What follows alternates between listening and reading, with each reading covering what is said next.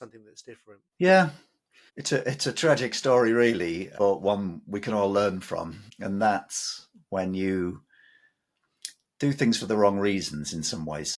I probably knew early in my 20s that I started to question, what am I doing here? Because I was doing.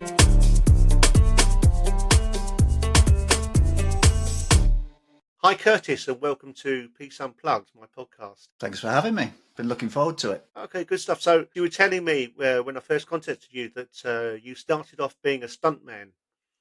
Would you tell us a little bit about that? Yeah, this is something that I wanted to do since I was a little boy. What's quite unusual, a lot of people discover that they want to do this or try it in their 20s. I actually wrote away to lots of different TV stations when I was 11. And it's something that I'd wrote in my diary, and I've got, evidence of, if you like, when I was 8, 9, talking about emulating stuntmen in the movies. So really young age. And I've got letters from when I was 11 that I got from the British Actors Equity Association telling me how to become a stuntman. So even at 11 years old, I had one eye on this career in film and television, and I started doing amateur dramatics, getting into acting because they said that's a skill I'd need. I got into boxing while I was at school, and I was a real dweeby, nerdy kid as well. So I wasn't at all the caliber of a stuntman. They're normally like extreme athletes, very, very fit, agile. I was just a nerdy bookworm. So the real me was somebody who spent a lot of time in a library, sort of fascinated by magical things and, mysteries. And I was always reading books about unusual things like that. And it just never went away. So when I left school, I pursued it full time, and it took a further 7 years of training before qualifying in my 20s as a professional stuntman, and went on to work for 30 years in film and television, Hollywood blockbusters, traveling the world. And for a lot of that, had a wonderful time. Wow, crikey! So you'd say blockbusters you've been involved with as well? Yes, big films. Yeah. So early career, started off working at Pinewood Studios, Shepperton Studios. Then you start traveling overseas on different shoots, being involved in James Bond films, the Harry Potter franchise, also Death Eater in Harry Potter and the Order of the Phoenix. And yeah, many weird and wonderful films over the years. The Count of Monte Cristo is the first film where I went abroad to Malta and Camino, and did horse riding and swashbuckling and diving underwater. So yeah, lots of travel, lots of big movies, and then some everyday British TV shows like Game of Thrones and those kind of genres, and then movies like the Captain America Marvel series. Worked on those too. Interesting. And what's I find is you were telling me that this kind of it's almost like an alpha male image, isn't it, of being a stuntman, and yet you're saying that there's another side to you. There's something that's different. Yeah, it's a tragic story, really, but one we can all learn from, and that's when you do things for the wrong reasons in some ways. I probably knew early in my 20s that I started to question, what am I doing here? Because I was doing things that weren't the real me. So you've got to qualify as the first stage in a minimum of 6 different skills to instructor standard, which means basically becoming the equivalent to a black belt in lots of different things. So martial arts, highboard diving, hang gliding, parachuting, swimming, you name it. Fencing, I became a fencing instructor. So highly professional in each of at least 6 skills. I did 10 in the end, and also being a professional actor. So on that journey, there was already early indications like, is this really me? Because the real me was after the training, when I went home and read books on the esoteric or spiritual things. I've always been interested in these kind of things that you'd find in a new age section of an old secondhand bookshop. And I had an extensive library, and I was always drawn to those things. So as we get older and we think of those bigger questions, who am I? Where did I come from? Where am I going? What's my sole purpose? As that you start to remember these things, the reality was that I'm a kind and caring, open-hearted individual that no longer resonated with the tough guy image. And it took a couple of decades to realize, actually, we can stand tall in our authenticity and embody the sacred masculine and be strong, that kind of sacred warrior, and we can be protective of our family. We can also be in touch with our feminine side, that sacred feminine, and be a kind, caring, loving person, and that's what I aim to do now in my life, is to finally balance the two energies. And when one, like in the film industry, is heavily in the mind, very male energy, toxic masculinity, to be honest, then it just repels you. So as the years went on, it became harder and harder. And I saw the violence in what I was doing. Other people have argued over the years and said, Curtis, you're overanalyzing. It's entertainment. You're helping people unwind and switch off. And I'd say, yeah, but they can switch off laughing to a comedy. Why would I gravitate towards doing an extremely violent movie or simulating a violent end, a death, even if it's just a car rolling and bursting into flames? These are kind of have an energetic tone to them. That isn't me anymore. I don't want to put that content out. It's the polar opposite. So occasionally I'll still dip my toe in the water and help with a comedy or something like a documentary or something that feels right and resonates. But for the most part, I've completely pivoted and devoted my time and energy to helping people in any way I can. Fascinating. So, was there a moment in time when it was something?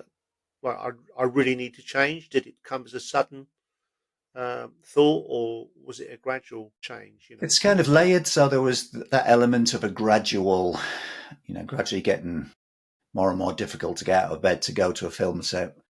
That the time spent pulling up to a set before I put my baseball cap on and the stunt jacket to become that persona, that time in the car became slightly longer. So very subtly, the breath got deeper before I threw myself into it.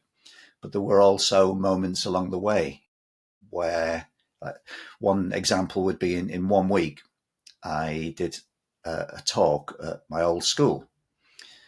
And I've been invited back by my former tutor, who I knew as Mr. Gallagher. I know him as Mark now. He'd got in touch after many, many years. And he'd always remembered at school, at the secondary school, that I spoke about being a stuntman. And he remembers how I was teased for it. So as I got a bit older, he saw me in the local newspaper breaking world records. Even though I'd left that town, they reported on the local kid come good, breaking these world records and winning awards and things. And he smiled and thought, well, good for you, Curtis. You showed them, kind of thing. Cut forward 20 years. And the school was going to be pulled down, so a new one was going to be built in its place. And he invited me to come stand on the school stage and come up with something that would inspire the kids who were, taking drugs. A lot of the children were getting pregnant at 15 under the instruction of parents. It's hard to believe, but, to get benefits and, that they were encouraged into this kind of lifestyle. So would I come along and say something? So I had this experience. We came up with this thing where I would genuinely turn up with a real diary and read from it. But I'd pretend to be a businessman. So I had these fake glasses on that were just glass, and I had a suit on, and the kids thought, who's this guy, boring. And I pretended to be a bit Clark Kent with the glasses and a bit nervous and fidgety. And I said, oh gosh, this is harder than I thought it would be. I've been asked to turn up and read from my diary because this is so embarrassing. But when I was your age, I had 3 ambitions. I wanted to be a stuntman in the movies, and the kids start laughing and thinking, where's this going? And I wanted to be in a James Bond film. And I'd seen a documentary when I was your exact age with this guy jumping from the edge of space from a hot air balloon. And I really wanted to do that, even though I'm scared of heights. But those were my 3 things in this diary when I was 15 that I was writing about. And they're all laughing. I said, I know. And now everyone laughed at the time too, because I shared it in this very building and people laughed. But just bear with me 1 second. And then the lights dim, and then we run VT, and it shows me doing all these stunts in film and television. It shows me fighting James Bond on the silver screen. And then it dims to me stepping off a hot air balloon, 30-odd thousand feet up in the air, and breaking a world record. And then when the lights come up, everyone's quiet, and you got their attention. So it was a wonderful feeling to be giving, and it wasn't from a place of ego. It was a place from genuinely, like, you don't have to follow everything around you in this area of high unemployment. You don't even have to break free. You can just think differently and do these certain things that I shared with them in terms of visualization, the energy around that. And that positivity, if held in the mind and in the heart and therefore in your actions, can make amazing things happen. So that felt wonderful. And one unexpected element of that was the feeling that I would later describe, as a connection to something greater than myself. My heart beating, getting quite emotional, a lump in my throat, a little bit teary. I didn't know what that was at the time. I was in my early 30s. And I've later recognized that as being in full alignment and allowing something bigger than me to flow through me and communicate through me.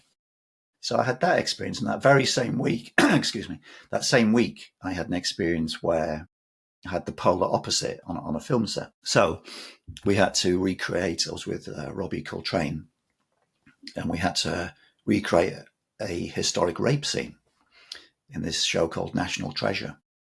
And it was awful. Just, it wasn't that graphic, but I was there recreating something very low energy. It was a closed set. It was very awkward. And it took a long, long time, all afternoon, to create a 30-second moment in a TV show. Driving home from that particular, it just felt heavy. And that was definitely, I'll always remember that, because it was 1 week where I'd experienced the high of being in flow and doing something I felt that I had the skills and some purpose to do, to give back and pay it forward, versus something that was no longer resonating with me. And it was becoming nigh and impossible. I kind of made a decision then. I'm not going to do that kind of thing anymore. I'm going to get much more selective in what I did, because what you put out there makes a difference. So that was a turning point.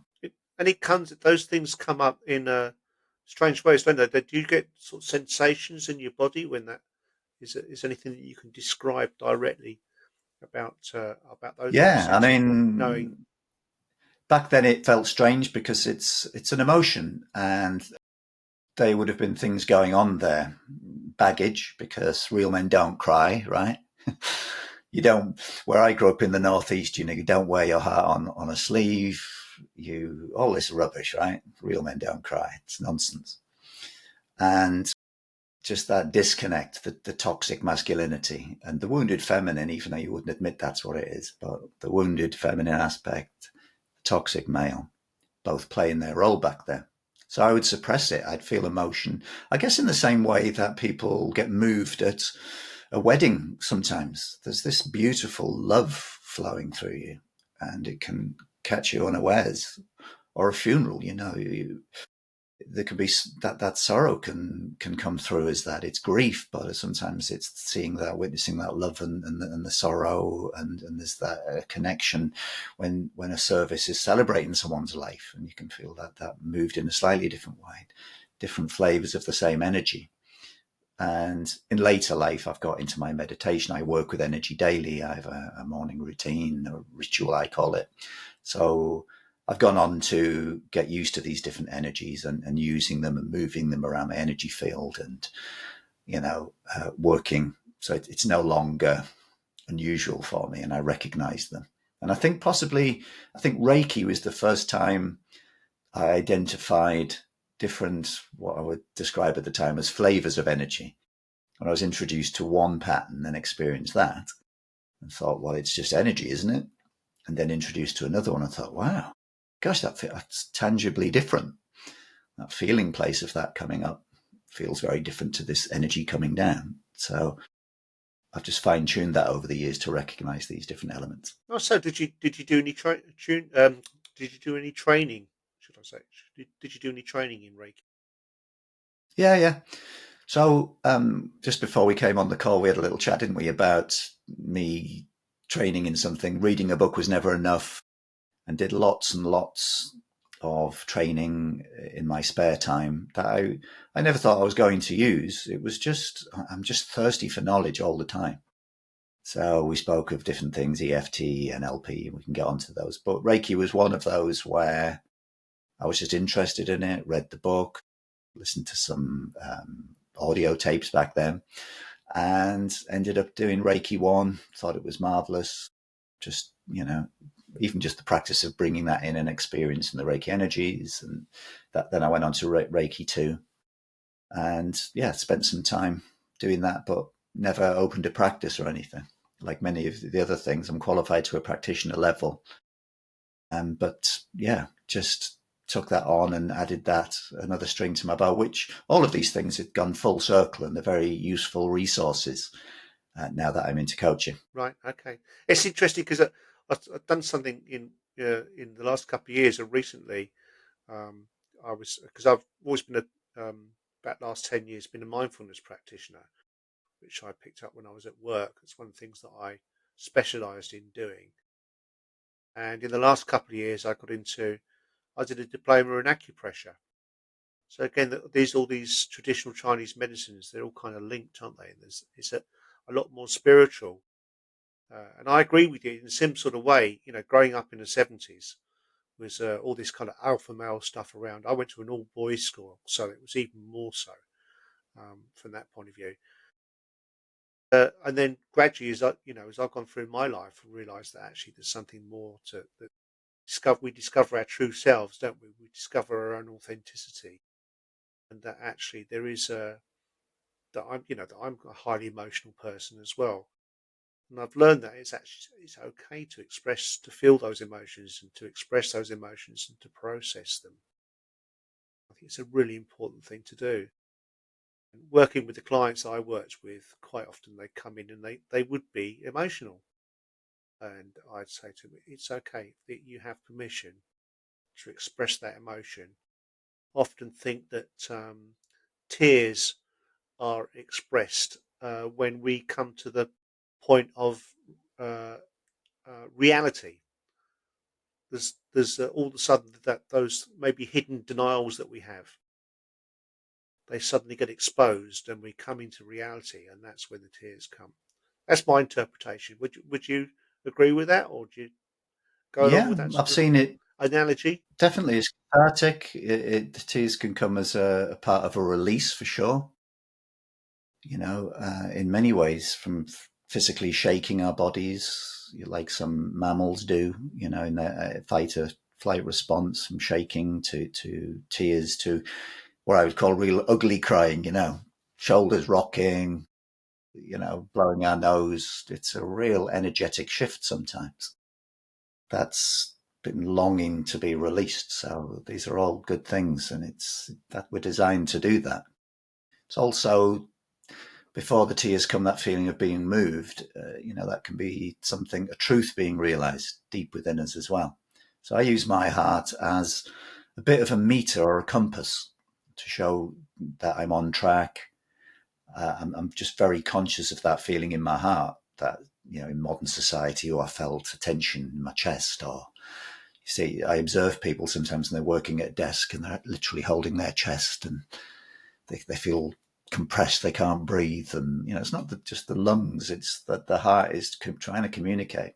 And when we listen to that, so that moment before the emotion, the lump in the throat, the welling of a tear in the eye can be a truth being realized when we learn to listen to that still small voice and that guidance, and it'll keep you in good stead. So it sounds like your coaching is very much around, and again, this is something that it is part of the way that I work is with people is about very much about listening, more about listening than it is actually about. It's not really so much about giving advice, or only giving advice if you're invited to do so.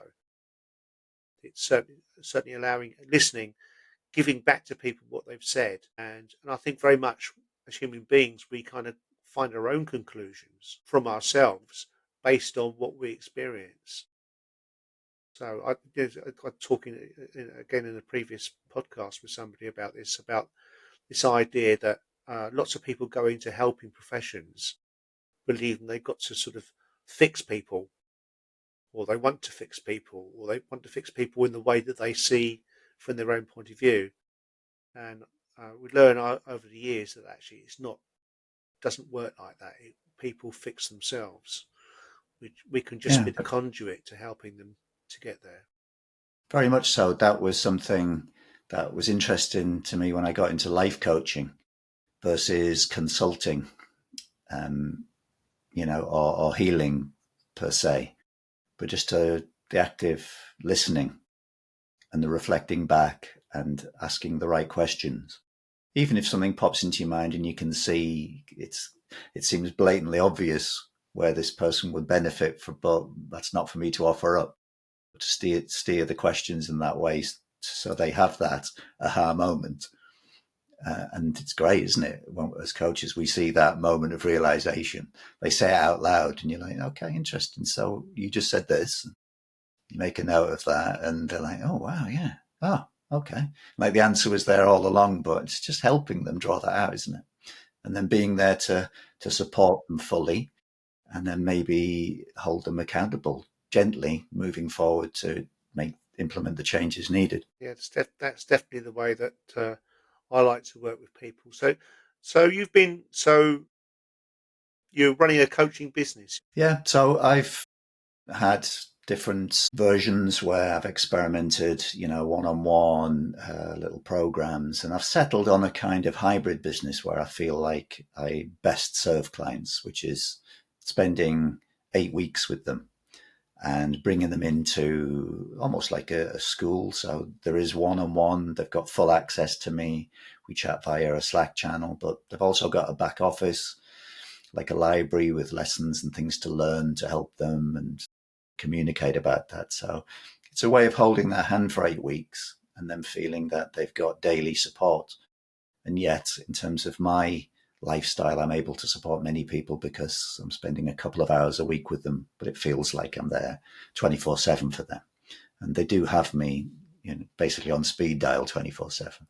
But it's to help and support them over, So it's I a get the big sense that journey. it's having that freedom. Yeah, freedom's part of it, and that people can go through that. They don't have to have the kind of suppression or the tension of having to complete tasks on time, but there's a gentle kind of hand holding and accountability as well, because clearly they have to do something different in their lives that they've been doing to facilitate the change they seek, And my particular area of expertise, I hesitate to say that, but the area that I deal with is people who are just lost, who have got to that part in their life where oftentimes they're doing okay, but their life is empty, and they're like, well, I've made my bed now. I've got to lie in it. I've devoted X amount of years into this.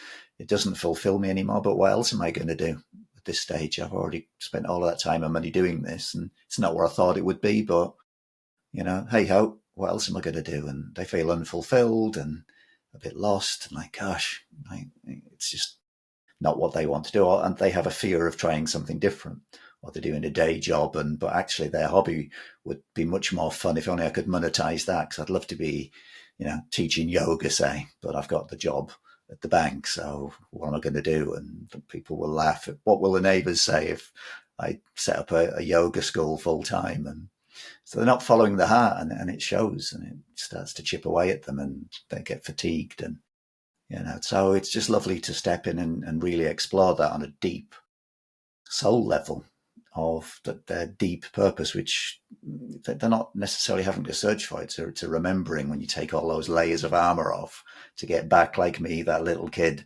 who was sat in his bedroom reading books and not throwing himself daredevil. I'm not a daredevil at all.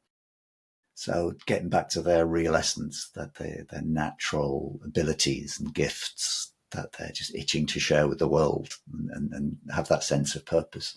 So it's wonderful to be a part of that. So I absolutely love what I do. Having that, it's enjoying that spirit. It's we live in a world where money's supposedly really important, but actually I think actually the wealth there's a wealth of the soul, isn't there, that we can have when we've got that wealth of the soul. Then it's so much more authentic. I love that word, authenticity, Yeah, and I think we can, and it's something that we continue to explore. It's not a destination; it's something that's continuous. We learn something new all the time, and I think that's what keeps us alive. What keeps the human spirit alive. And it doesn't it keep it exciting, you know? And I think I do a thing with clients sometimes where we imagine going into the TARDIS, a time machine for those who've never heard of the TARDIS, and going back in 5 year increments and just getting them to a relaxed state and going back to exactly where they were this day of the week, this time in the calendar, but 5 years ago, stepping out, having a little look around, and you know, a few things will surprise them. And then they get back in, go back another 5 years, and we'll do rinse and repeat, maybe going back 20 years. And then when we return back to the present and they wake up and remember that and think, wow, they get excited because, gosh, it's so different each 5 year. Even if somebody's been in the same job for 15 years, they may have moved house, or that person or their children were young then and now they've flown the nest, and they just spend a few minutes. And there's good times, even when money was tight, say, maybe their children were young and they miss those days when they used to huddle up and watch TV together or whatever. Those days are long gone and they've got more money now, but not necessarily more happiness. And if ever somebody was a test case, I would be that person who made my millions, literally, had the house, the cars, the fancy holidays, and was the most miserable person you could ever meet in real life. You know, if you injected a truth serum, I was just miserable and exhausted, close to burnout, working crazy hours trying to fund a house that I wasn't in because I was at work filming all of the time, and in a very, very unhappy marriage at the time. And I was just in a very, very dark place. And then I got into depression, and that spiraled down out of control until I tried to end my own life. And I spent 3 days in an intensive care unit, just about made it through, but tried to move to the country because I had the money to do so. But I was still miserable, ended up getting divorced, ended up going bankrupt. And there was a time when I had absolutely nothing. But I had everything and all of that training, all of those books that I'd read, all of those courses, all of that knowledge deep within. And it was the best thing, weirdly, in hindsight, that could have ever happened, that life reset, because I started from rock bottom with nothing and spent a whole year, just moved to a rented accommodation, and I rebuilt from the ground up because I still had all of my knowledge. I've got my hands. I'm prepared to roll my sleeves up and work and do what it takes. But I did so from a different place, you know. I healed from within. I healed my heart. It ended with a trip to India. I spent many weeks at an ashram, adding to my knowledge of meditation and energy work. And a few final little pieces fell into place. And I returned and put them into practice. And, you know, I've made everything back up, made millions since, reinvented myself.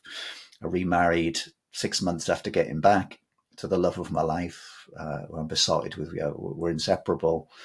And my life's absolutely amazing now. And it's a far cry from what it once was when I had the millions and the big house and the cars and all of that. I have a really comfortable, happy life now, but it's not about how many zeros in my bank account. I give away as much as that comes in because I keep it flowing, you know, like some big infinity symbol. You know, money as an energy flows to me and through me, and I'm able to make such a difference to other people's lives across the board in so many ways, knowing eventually it'll turn back around and come back to me, ready for me to pay it forward again. And I'm in that nice zone of an abundance mindset, and it's a lovely place to be. It's beautiful, and I think there's often the saying of it's not how far you get; it's the distance from where you've come from that is important.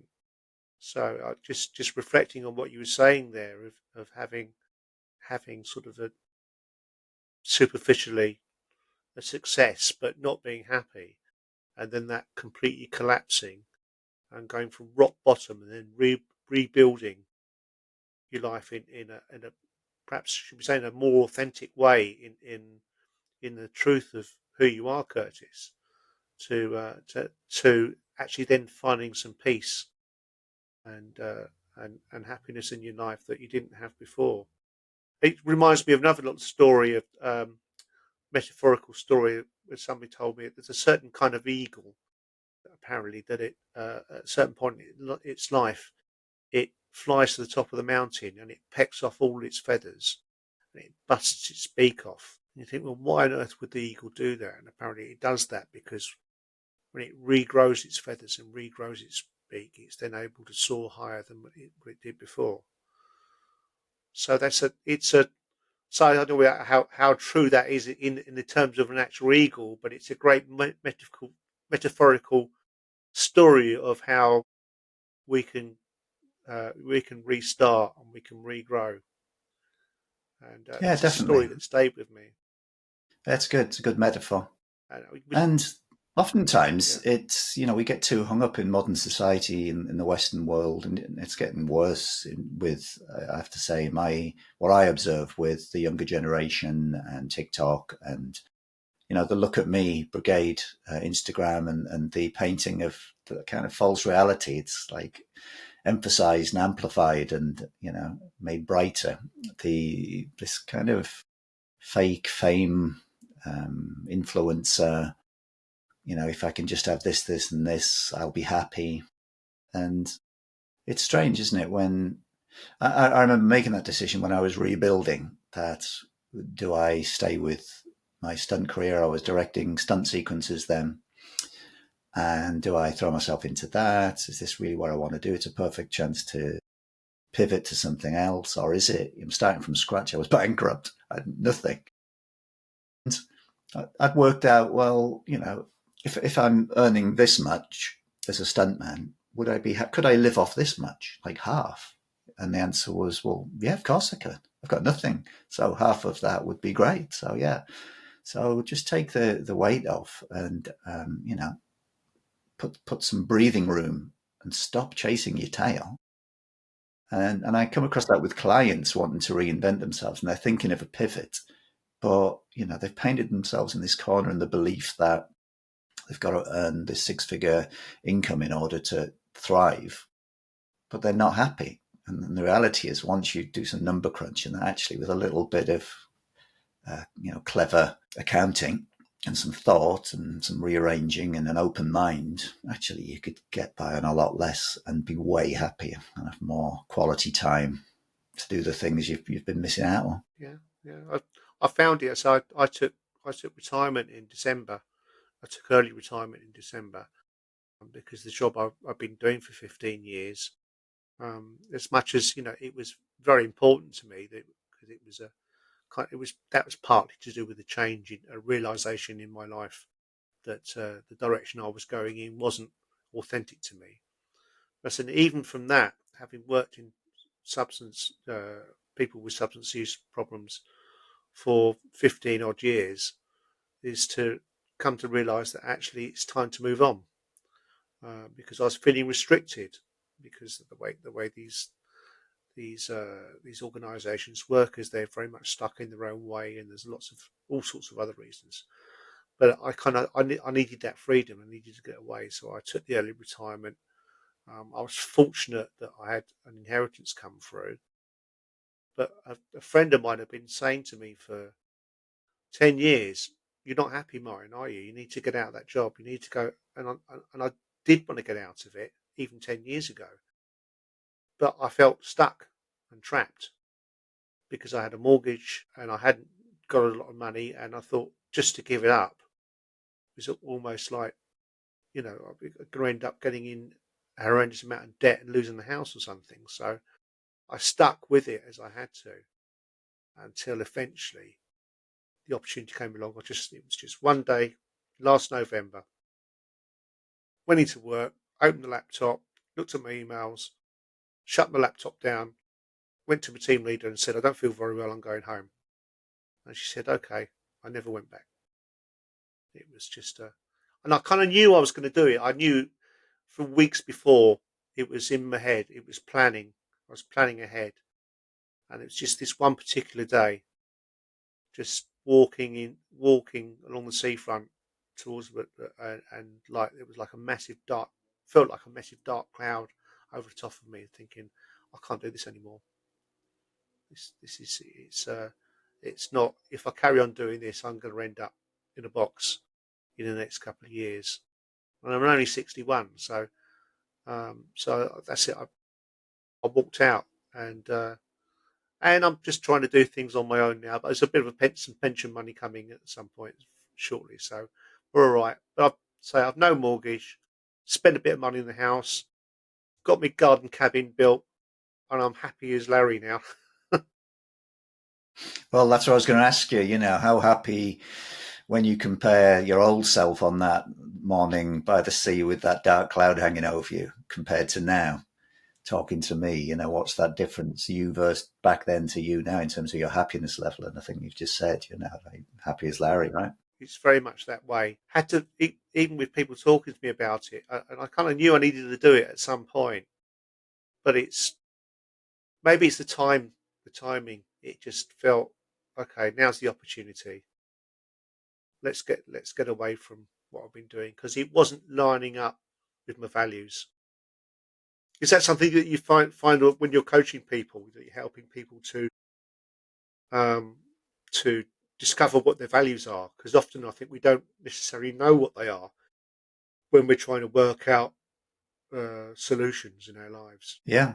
I mean, that's important, isn't it? That's very early on. Step one really is to deep dive and take a good hard look at where the person is now. And I have a thing, it's a variation of a life coaching wheel. I call it the alignment compass. And I give that away. Shameless plug, alignmentcompass.com, but it's a freebie that people can download. But it's where you look at the different sectors of your life, where in terms of your family, your finances, your career, your health. Give yourself a score from 1 to 10. And you color it in a little wheel. And as you step back, you can see what's out of whack and which areas of your life are in balance, where you're like, wow, if I'm really honest, in terms of this, I don't really do any of that particular sector. So I've never even thought about that before. So just a little wake up call. And during that early onboarding and those conversations with my clients, then it very quickly becomes apparent and leads to conversations about values, because they'll defend areas that are a bit low and neglected. And in that defense response, you can sort of pick up on little bit nuances and limiting beliefs. And also the ones that they're excelling in, they'll proudly share why they're excelling in that, because family are important, because this is important, because you very quickly get a handle on their deep set values and their limiting beliefs, like a seesaw, in order to, start working on and exploring those limiting beliefs to eradicate them. I'm going to ask you the question I ask nearly all of my guests. And much of it has been answered, but I like to ask it directly because often people think a bit differently about it. Is what brings you peace? Ooh, what brings me peace? Living in alignment as my true, authentic self and doing that on a daily basis. And any times I drift away from peace and there's any tension creeps in, anything starts to go awry, it's because I'm pulling away from that center point, like two overlapping circles. It's that Vesica Pisces in the middle that I thrive in and aim to be in that place of authenticity. Just to be your true self is effortless, right? So peace and serenity exists when you're absolutely just your true self. Beautiful. Well, thank you very much, Curtis, coming on to Peace Unplugged today. Finally, if you want to give yourself, a bit of a plug, I always encourage people if they've got a bit of a thing that they're doing.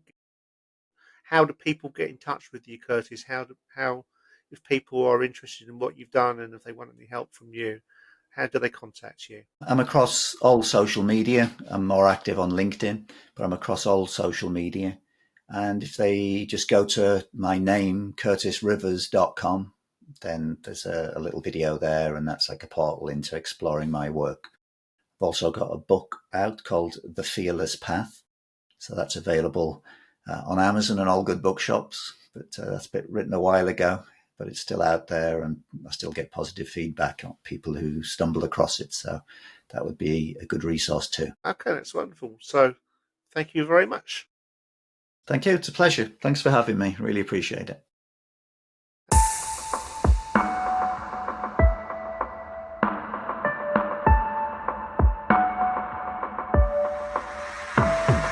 If you enjoyed this podcast, please follow, like, and share.